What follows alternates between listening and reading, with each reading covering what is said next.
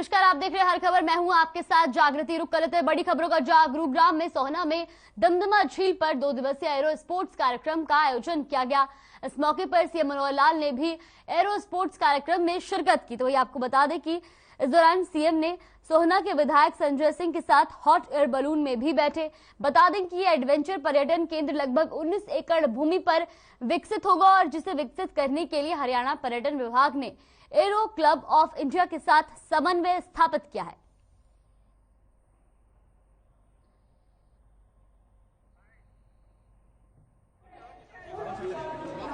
बड़े जुनून के साथ, बड़े साहस के साथ वो लोग इन स्पोर्ट्स में भाग लेते हैं। तो हमारे यहाँ ये क्षेत्र दमदमा जो एरिया है, ये हमारे गुरुग्राम से, दिल्ली से बहुत नजदीक होने के कारण से यहाँ मुझे लगता है टूरिस्ट का आना जाना बढ़ेगा। इस क्षेत्र के इलाके का आर्थिक विकास होगा, लोगों को रोजगार मिलेगा और इसी प्रकार के और भी क्षेत्र हम जहाँ जहाँ स्कोप है, चाहे वो पैराग्लाइडिंग का है, चाहे पैराशूटिंग का है, चाहे एयर बलूनिंग का है, हॉट बलूनिंग का है, ऐसे बहुत से खेलों के प्रकार हैं जिसके अंदर हमारा टूरिज्म डिपार्टमेंट अब लगा है और जहाँ जहाँ हमको स्कोप मिलेगा वहाँ जंगल सफारी की बात भी की जा रही थी।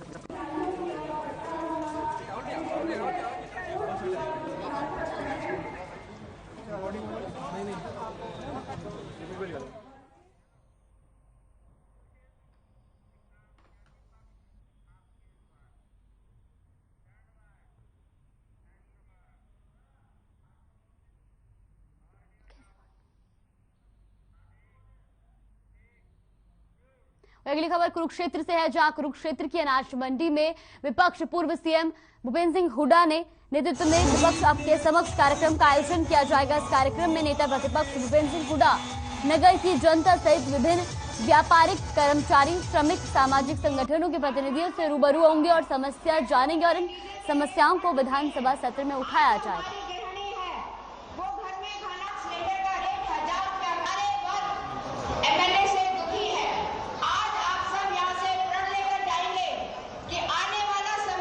कुरुक्षेत्र की अनाज मंडी में कांग्रेस विधायक दल की ओर से पूर्व मुख्यमंत्री भूपेंद्र सिंह हुड्डा के नेतृत्व में विपक्ष आपके समक्ष कार्यक्रम का आयोजन किया जाएगा। इस कार्यक्रम में नेता प्रतिपक्ष भूपेंद्र सिंह हुड्डा नगर की जनता सहित विभिन्न व्यापारिक, कर्मचारी, श्रमिक, सामाजिक संगठनों के प्रतिनिधियों से रूबरू होंगे।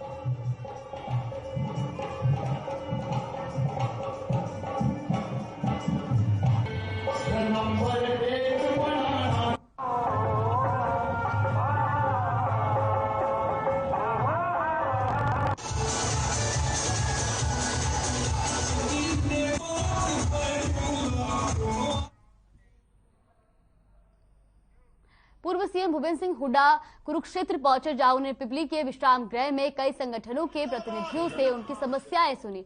तो वहीं इस दौरान जहां व्यापारिक, श्रमिक और सामाजिक संगठनों के और कई अन्य संगठनों के लोग मौजूद रहे, जिनकी समस्याएं उन्होंने सुनी। और इस दौरान भूपेंद्र सिंह हुड्डा ने कहा कि पंजाब चुनाव में आपकी सरकार बनने से हरियाणा की राजनीति पर कोई असर नहीं पड़ेगा, आपका हरियाणा में कोई भविष्य नहीं है। वहीं भूपेंद्र हुड्डा ने हरियाणा सरकार पर निशाना साधा और कहा कि हरियाणा सरकार नाकारा सरकार साबित हुई है। हरियाणा में भ्रष्टाचार चरम सीमा पर है। करनाल में डीटीपी से 80 लाख पकड़े जाने पर उन्होंने कहा कि ये घोटालों की भ्रष्ट सरकार है। डीटीपी तो एक छोटी मछली है, बड़े मगरमच्छ पता नहीं कब पकड़े जाएंगे। और साथ ही कहा कि इंक्वायरी बैठती है लेकिन उसकी रिपोर्ट उजागर नहीं की जाती। समस्या पूछे लोगों की और वही हम विधानसभा में उठाएंगे। वैसे तो हर बार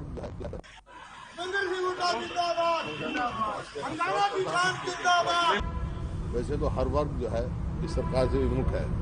जब वो किसान हैं, किसानों ने भी अपनी समस्याएं रखी हैं, व्यापारी हैं, आड़ती हैं, कर्मचारी हैं, गरीब आदमी हैं, मजदूर हैं, शहरी हैं, ग्रामीण हैं, कोई वर्ग भी इस सरकार से संतुष्ट नहीं है। क्योंकि इस सरकार ने आने के बाद ना तो कोई बड़ा प्रोजेक्ट लेके आए और जो प्रदेश 2014 में प्रति व्यक्ति आए, प्रति व्यक्ति में उसमें नंबर 1 था, आज नंबर 1 बेरोजगारी में और अपराध में बड़ी तेजी से बढ़ रहा है। कानून व्यवस्था बिल्कुल चरमरा गई है। आप देखो ना, हर जगह हाहाकार मची हुई है। रोज अखबार पढ़ो, 10 खबरों में से 8 या 9 निराशाजनक होती है। कोई कहीं कत्ल हो गया, कहीं कुछ हो गया, तो इस किस्म की खबरें हैं। और कल जो है ये सारे बात मुद्दे उठे। अगली खबर रादौर से है, जहां रादौर के उधम सिंह नगर में जहां शहीद के उस पर जहां कार्यक्रम का आयोजन किया गया, तो वही आपको बता दें कि सांसद नायाब सैनिक ने बतौर मुख्य अतिथि शिरकत की, जहां शहीद उधम सिंह के शौर्य दिवस पर कार्यक्रम का आयोजन किया गया। तो वहीं आयोजकों ने सांसद नायाब सैनिक को शहीद उधम सिंह का चित्र भेंट कर और शॉल उठाकर सम्मानित किया। इस मौके पर सांसद ने अपने निजी कोष से धर्मशाला के विकास कार्यों के लिए 5 लाख रुपए की ग्रांट राशि देने की भी घोषणा की और इस दौरान सांसद ने कांग्रेस पर भी जमकर निशाना साधा और 2024 में बीजेपी सरकार बनने का दावा किया।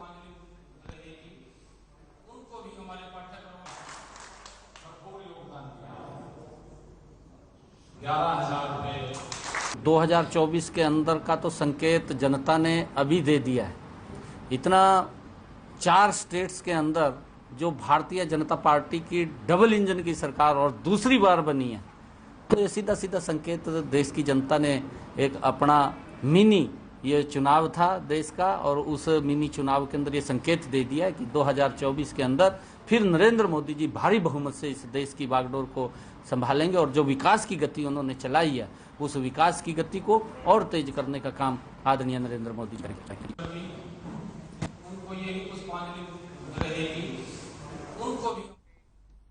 खबर रतिया से है, जहां रतिया के कमाना गांव में स्मार्ट क्लासेस लगनी शुरू हो गई, जिसकी वजह से अब राजकीय प्राथमिक विद्यालय में भी प्राइवेट स्कूलों से बेहतर माहौल देखने को मिला। तो वही स्कूलों की छात्राओं ने कहा कि स्मार्ट कक्षाओं के माध्यम से उनकी पढ़ाई का स्तर काफी ऊंचा हो गया है, जिसका असर आने वाले परीक्षा परिणामों में देखने को मिलेगा। साथ ही छात्राओं ने हरियाणा सरकार का धन्यवाद किया। तो वही स्कूल इंचार्ज पवन कुमार ने कहा कि ग्रामीण स्तर पर ऐसी सुविधा उपलब्ध करवाना बहुत सराहनीय कदम है।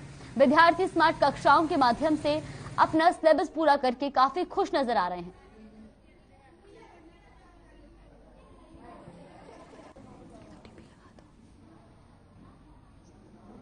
उसी तरह कोविड आया था। कोविड के बाद एकदम से एजुकेशन का लेवल काफी डाउन चला गया था और रुक गया था। एक तरह से बच्चों की पहुंच से बाहर हो गई थी एजुकेशन। लेकिन जैसे ही सरकार ने हमें स्मार्ट क्लासेस, स्मार्ट बोर्ड दिए हैं, हमने देखा है कि बच्चों के एजुकेशन में एकदम से उछाल आया। मीन्स बच्चे काफ़ी क्रिएटिव हो गए हैं। बच्चे चाहते हैं कि वो स्मार्ट क्लास लगाएं, और मैं तो यही कहूँगा कि अभी हमें जितनी स्मार्ट क्लासेस मिली है, अगर हर रूम के अंदर एक स्मार्ट क्लास हो तो आई थिंक बच्चे काफ़ी हाई लेवल तक एजुकेशन गेन कर सकते हैं, स्कूल लेवल पर।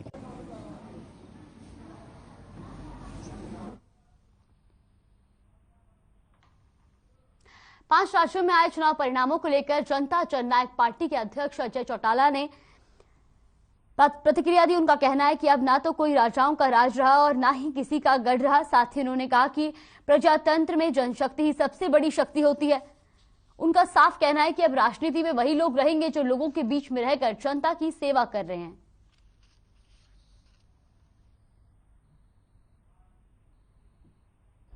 मैं तो पहले ही कहता रहा हूं कि अब राजाओं के राज नहीं, लोगों के गढ़ नहीं, प्रजातंत्र है। प्रजातंत्र में जनशक्ति सबसे बड़ी शक्ति होती है और फील्ड में वही रहेंगे जो लोगों के बीच में रहेंगे, काम करेंगे। कांग्रेस तो जीरो होती जा रही है और थोड़ा बहुत बचा है। भिवानी में हैंडबॉल एसोसिएशन के चुनाव में जहां जेजेपी के प्रधान महासचिव दिग्विजय चौटाला पहुंचे, तो वही आपको बता दें कि दिग्विजय चौटाला ने कहा कि हरियाणा में मेयर के चुनाव पार्टी सिंबल पर लड़ा जाएगा, लेकिन वार्ड के चुनाव आजाद होंगे। इसके साथ उन्होंने अजय चौटाला के भिवानी महेंद्रगढ़ से लोकसभा चुनाव लड़ने पर भी प्रतिक्रिया दी। दिग्विजय चौटाला ने कहा कि ये पार्टी का फैसला है, लेकिन वह चाहते हैं कि अजय चौटाला भिवानी महेंद्रगढ़ लोकसभा से चुनाव लड़े। तो वही उन्होंने कहा कि सरकार हैंडबॉल के खेल को चमकाने का काम करेगी। तो अपनी अलग डेमोग्राफी के हिसाब से होता है। उत्तर प्रदेश का रिजल्ट जो है वो वहां की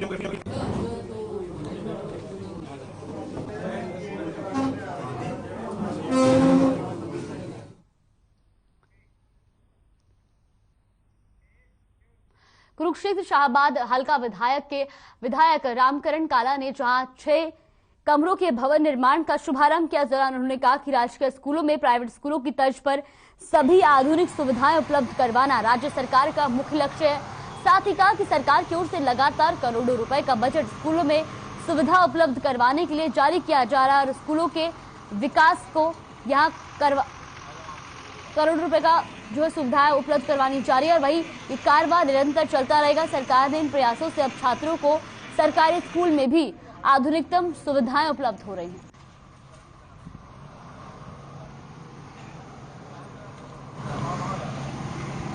हमारा छोटा निगम अपना गाँव मेरा हमारे को ये था पोलराइजेशन अपने तो बहुत एक यहाँ पानी की बड़ी समस्या थी, तो बहुत उनसे कह रहे ट्यूब लगा ये तो सिर्फ मेरे पास आए 1 महीने के अंदर जो कराया 1 महीने के अंदर ट्यूब चलता करवाया।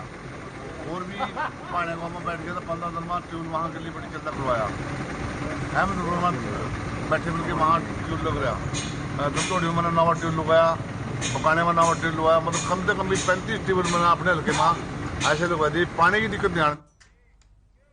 अगली खबर रेवाड़ी से है, जहां रेवाड़ी की नायक परिसर में जहां लोक अदालत का आयोजन किया गया, तो वही जहां इस लोक अदालत में कार्यक्रम की अध्यक्षता जिला अध्यक्ष डालसा दिनेश कुमार मित्तल ने की। इस अवसर पर बिजली, पानी और बिल से संबंधित कई मामलों का निपटारा किया गया। जिला एवं सत्र न्यायाधीश अध्यक्ष दिनेश कुमार मित्तल ने कहा कि लोक अदालत आपसी समझौते के आधार पर मामलों का निपटारा करवाने का सशक्त माध्यम है। इसके माध्यम से केसों का निपटारा जल्द होता है।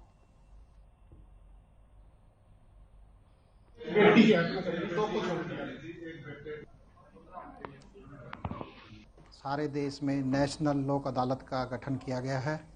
पूरे देश में सुप्रीम कोर्ट नेशनल लोक अदालत का गठन किया गया है।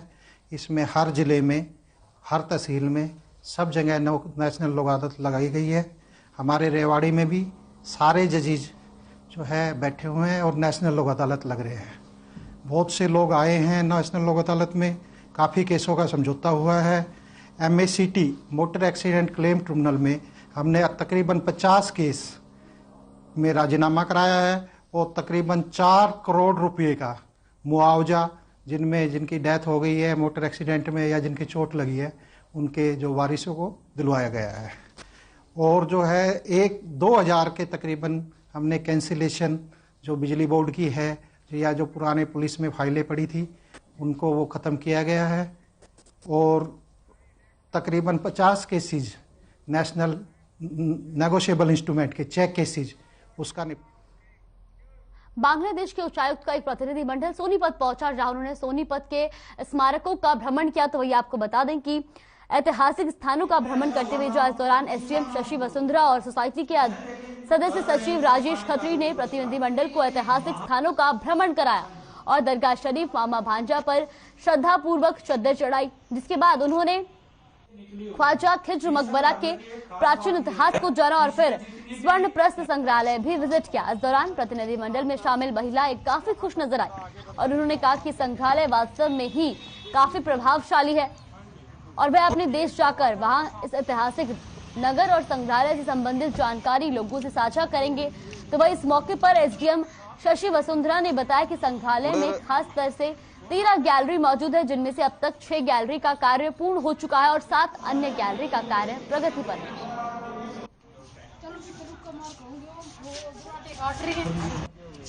It's a very good opportunity, a rare opportunity for me to visit Sonipat. It's a very historical place and it's very close to Delhi, but we could not come earlier. But finally I could come here and see all the important historical things, especially this museum. It is amazing. You are trying to have a very good museum portraying all this history of this region, of this city. Bangladeshi high commissioner साहब का और उनके साथ उनके troop का यहाँ पर आज दौरा रहा, जिन्होंने सोनीपत में दार्शनिक स्थलों का जो है वो भ्रमण करा, जिसमें खिज्र का मकबरा और हमारा यहाँ म्यूजियम, एक मामा भांजा चौक पर जो दरगाह है नसीरुद्दीन ख्वाजा नसीरुद्दीन की, वो देखी और वो पूरा डेलीगेशन यहाँ पर सोनीपत की संस्कृति से और सभी से काफी प्रभावित रहा और बहुत खुश हो। अगली खबर लोहारू से है, जहां लोहारू में 14 से 16 मार्च तक महिला कुश्ती पहलवान का कार्यक्रम का आयोजन किया गया, जहां महिला कुश्ती प्रतियोगिता में कोने कोने से 100 विश्वविद्यालयों से करीब 800 महिला पहलवान अपना दमखम दिखाएंगे। इस दौरान खेल निदेशक डॉक्टर सुरेश मलिक ने तैयारियों का जायजा लिया। इस अवसर पर शिक्षण संस्थान निदेशक डॉक्टर SK सिन्हा भी मौजूद रहे। 3-4 ये दे देंगे, मैन पावर जितना चाहो हम दे देंगे।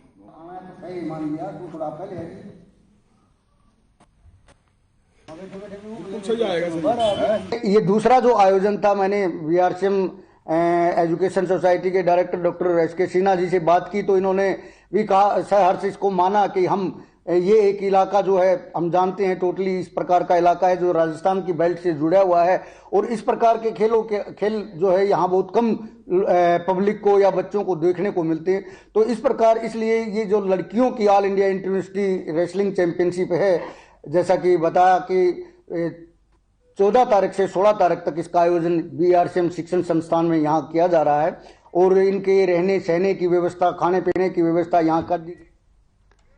महम के मदीना गांव में कांग्रेस कार्यकर्ताओं ने होली मिलन कार्यक्रम का आयोजन किया। इस मौके पर जहां सांसद दीपेंद्र हुड्डा भी मौजूद रहे, जहां उन्होंने उनका फूल माला पहनाकर कार्यकर्ताओं ने स्वागत किया। तो वही आपको बता दें कि होली मिलन समारोह में जनसभा को संबोधित किया, जहां सांसद दीपेंद्र हुड्डा ने कहा कि हमने महम विधानसभा में कांग्रेस कार्यकर्ताओं से मिले और मौजूदा मनोहर सरकार ने जो प्रदेश का भट्टा बिठा दिया है उस बारे में बात की गई। इस तरह हरियाणा प्रदेश में भ्रष्टाचार, रिश्वतखोर और गरीबों के साथ जो लूट सरकार ने मचा रखी है, सरकार ने रोजगार के नाम पर युवाओं के साथ धोखा किया और बुजुर्गों को पेंशन के नाम पर और कर्मचारियों को पुरानी पेंशन के नाम पर हरियाणा की जनता के साथ धोखा किया मौजूदा सरकार। एक आंदोलन के रूप में लड़ाई लड़ेंगे, चाहे उसमें प्रदर्शन करना पड़ो, चाहे भूख हड़ताल करनी। होली मिलन समारोह यहाँ पर आदरणीय आन सिंह दांगी जी के यहाँ पे निवास स्थान है, वहाँ पे मदीना में हमारे भाई बलराम जी द्वारा जो है ये आयोजित कार्यक्रम रहा। बहुत ही सभी जो महम का हमारा परिवार है, जो कांग्रेस का परिवार है, उन सबसे हम मिले और होली की शुभकामनाएं भी आपसी परस्पर दी गई।